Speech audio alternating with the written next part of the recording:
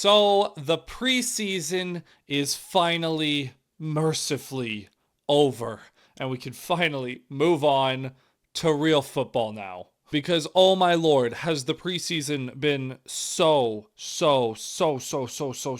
unwatchable. Every year, man, we go through this cycle where we're so happy football's back that we watch the preseason and trick ourselves into being excited for it, and then every year, it's just the worst football you've ever seen. And there's a very good reason for that, at least for these Detroit Lions, and we'll get into that later in this video. But for today, we are just going to be recapping the final preseason game, a loss against the Houston Texans. What was the final score? 26-7, I think. Yes, 26-7. Great. That game was not worth watching. Like, I watched it all for some reason. Don't do that to yourself. Don't even watch the highlights. Don't even bother. Just don't. But for today, we are going to be recapping the preseason finale against the Houston Texans. We are going to talk about some of the final notes, I guess, before cutdown day on Tuesday. There's obviously a lot of players pushing for a roster spot, so we'll just check in on how some of them did and how some of them have perhaps lost a potential job on the 53-man roster. So yeah, we're just going to get into it. Going to be a nice and quick video. The other day, I did a 53-man roster prediction, and that kind of handled a lot of the camp kind of updates for the week. So this is going to be kind of an abridged version of that. Go check out that video if you haven't already, and let's just go ahead and get into it. Of course, before we do though, if I could get you to hit that like button and subscribe with notifications turned on. We just passed 200 subscribers, which I know it's a very insignificant goal, but it is the second little mini milestone. You know, the first one is 100 subs, then 200, and now we're on to, I guess I'll check back in on 300 in a little bit. But anyways, appreciate the support so far on the the videos that have been coming out lately. So if you could do those three things, it'll take 5 seconds and it really helps the channel grow. So we'll start off with recapping the fun parts of this game and the parts that everyone should actually be up on, and that is Kyle Allen in the first quarter,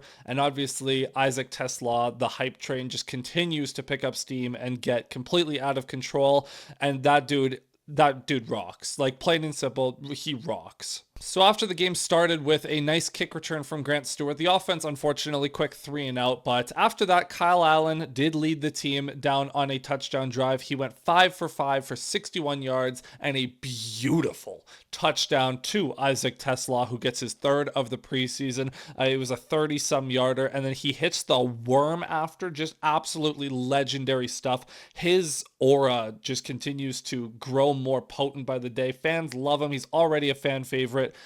It was just unbelievable. And for Kyle Allen, that was probably his best throw of the entire preseason.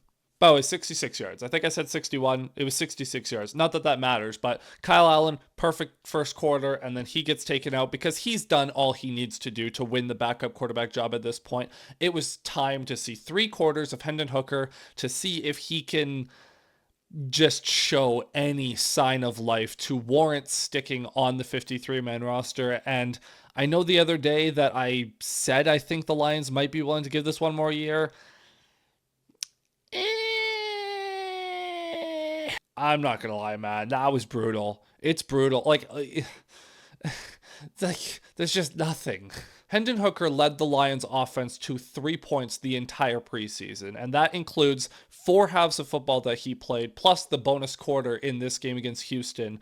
And those 3 points came after a muffed punt that put the Lions in field goal range by default. The offense just had no signs of life when Hooker was in the game. I've talked about the flaws with Hooker at this point at length, ad nauseum. I did a film breakdown. I've talked about it in each of the preseason recaps, so I'm not going to rehash it too much. But yeah, he can't really anticipate windows. He doesn't process quick enough. He locks onto his first read, holds the ball too long. Scrambling is a crutch. He's just not a good quarterback, unfortunately, and I think we're at about the point where we're ready to end this thing. I don't think there's anything else we need to see from Hendon Hooker at the NFL level. And it is really unfortunate because they did invest a 3rd-round pick into him, but I mean, that's just the way the cookie crumbles. I will give Brad Holmes a little bit of slack, considering a lot of GMs around the league struggle with evaluating quarterbacks. So, I mean, it is what it is. You still have Jared Goff. It's not that big of a deal. If Goff goes down, the Lions are screwed anyways. Kyle Allen at least showed that he can do something when he has the ball in his hands,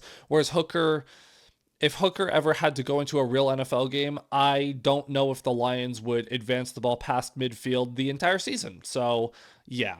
Another thing I want to talk about, I did mention that he had the nice kickoff return to start this game, but Grant Stewart continues to just be absolutely everywhere whenever he's on the field. He has no his motor never stops running. He's just so intense, so competitive every single snap. There was a play where he had a single leg takedown of the running back in the backfield, and then the quarterback doesn't even fully engage with him. He's just like, okay, you got the tackle, nice, I'm gonna slow you up. And Stewart slaps his hand away because he's just going the entire time. He's got a fire that burns within him, and it's honestly super fun to watch, and I'm super psyched to have him as part of this linebacker rotation, which Zach Cunningham also had a nice game. This is the deepest position group on the entire roster, as I talked about in my video the other day. And if injuries come up to the point where Grant Stewart has to play, I'm less concerned than I would have been at the start of training camp, whereas at the start of camp, I was like, okay, he's a special teamer. That's all he is. Now I'm like, okay, well, he at least showed that he can play a little bit here on defense. So if push comes to shove, I've got faith in him. But as for some guys that are actually challenging for legitimate roster spots, the secondary really did not have a good day. Honestly, the whole defense didn't really have a good day. Isaac Ukwu, Nate Lynn, the edge rushers that are trying to push for a spot, didn't love what I saw from them. The entire front was getting pushed around. The Texans were running the ball way too well in this game. And the secondary was just not good at all. They were giving up way too many easy completions, way too many big chunks over the middle too. Guys like Eric Callett, who I had said I think is going to make the roster, not a great day from him and for his chances of making the team. Ian Kennelly, same thing. So growing concern there. I mean, maybe not growing concern, I should say. It's just more of a bad way to end the preseason for these guys. Every single snap matters, and you have to take advantage of every opportunity you get. And unless your name was Kyle Allen or Isaac Tesla, then there's a good chance you did not really have a good day. And honestly, man, I think that's all I want to talk about. There's not a whole lot from this game that is worth breaking down. The Lions did not play good. The depth did not look great, especially the defensive front and the secondary. The entire defense just wasn't good all day. The pass protection was also really bad. Giovanni Manu, I thought, was a little shaky, which I know he's a project tackle, but we kind of hyper focus on him because he's going to be on the roster. So he's a little bit more significant than some of the other guys that it's like, okay, you're just done here. I just didn't love what I saw from the Lions today. That game really was not very watchable, aside from the one good Kyle Allen drive that finished with the touchdown.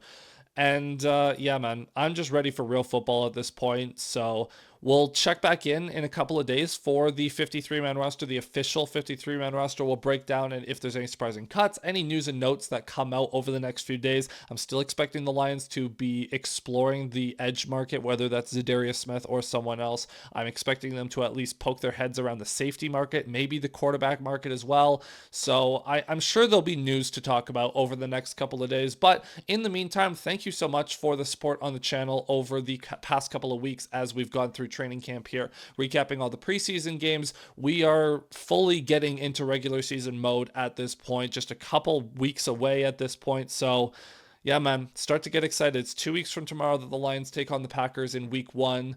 So yeah, real football is on the horizon. It's so close. This is just the final little hurdle we had to get over, and now it's just back to being a little bit of a waiting game. So that's going to be it for this video. Thank you so much for watching. If you enjoyed it, consider hitting like on the video and subscribing when notifications turned on if you loved it, and I'll see you guys next time. Cheers.